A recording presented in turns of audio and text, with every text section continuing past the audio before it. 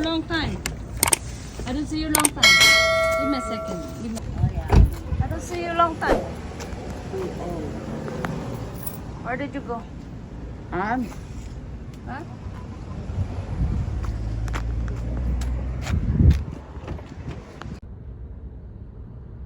Ayun guys, tinawag ako ni Manang homeless. And then after na mabutan ko siya ng bariya. Ang suplada. Ay, hindi na niya ako pinansin. Nag-busy na siya sa kanyang cellphone. Talaga naman, no? Pero okay lang yun kasi meron tumatawag. Tsaka matanda na siya eh.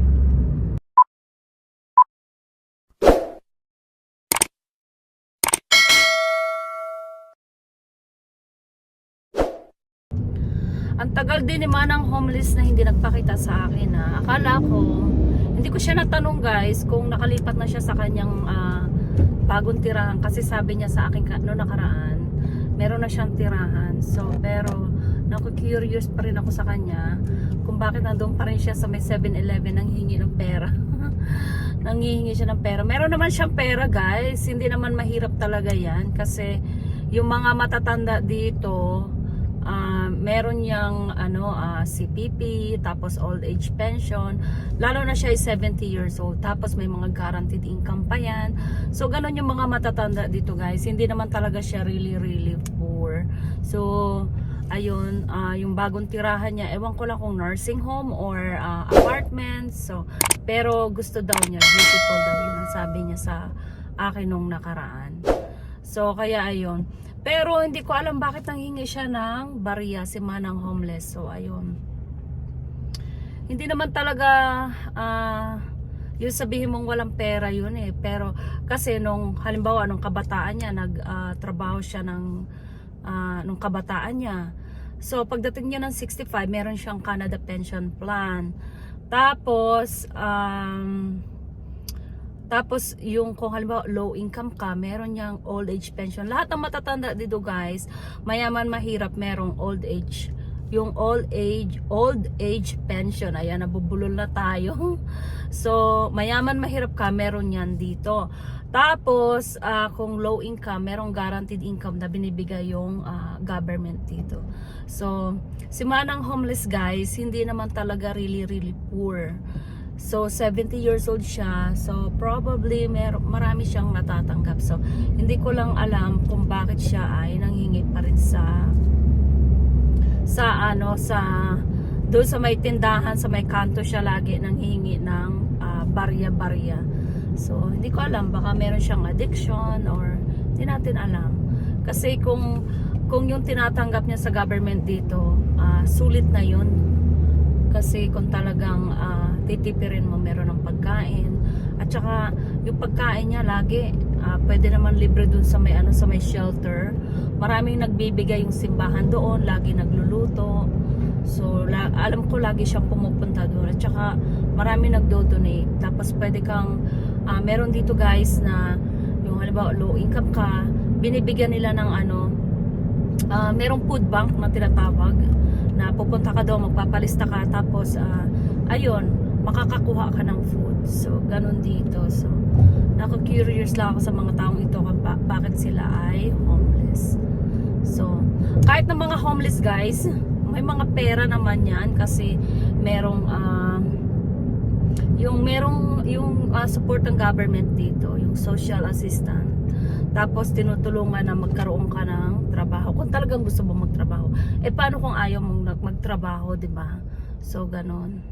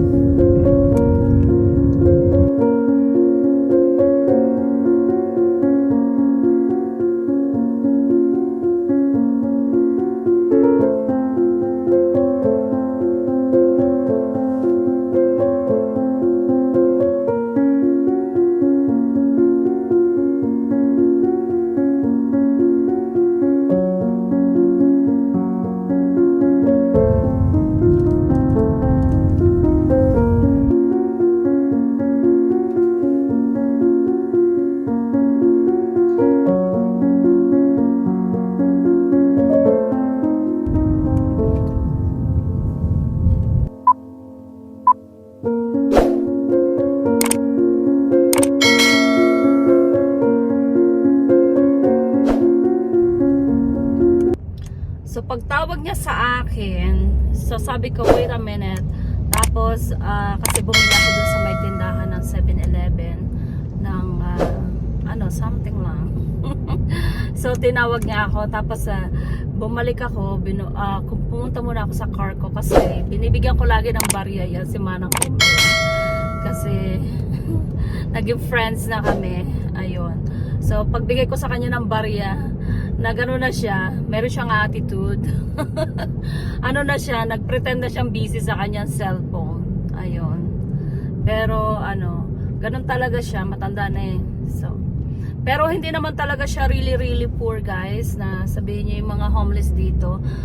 Pero na lang yung mga homeless na walang papers. So, pero kung ikaw ay Canadian or permanent resident, so kung meron kang papers, marami naman benefits yung mga homeless dito. Hindi lang, hindi naman talagang mahihirap yung mga yan. Meron lang mga addiction.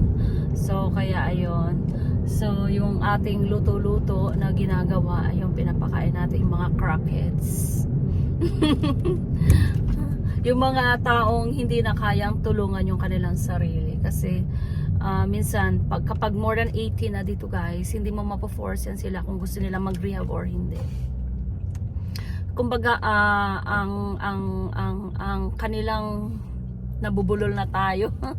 So, ang kanilang pagbabago, guys, ay nasa sarili nila. Kasi kahit yung mga family nila, hindi nila pwedeng i-force yan na ikulong mo sa hospital, hindi. Human rights yan, guys. Ay, nako po. So, yung pagbabago is kanilang choices yun sa sarili nila. Pero minsan, guys, kasi yung may mga taong may addiction, minsan hindi nila kayang baguhin yung sarili nila kasi minsan napoforce sila ng family nila, tapos pag nawala na sila, pumunta sila ng rehab, ayun, nagpapasalamat sila sa pamilya nila, ganon.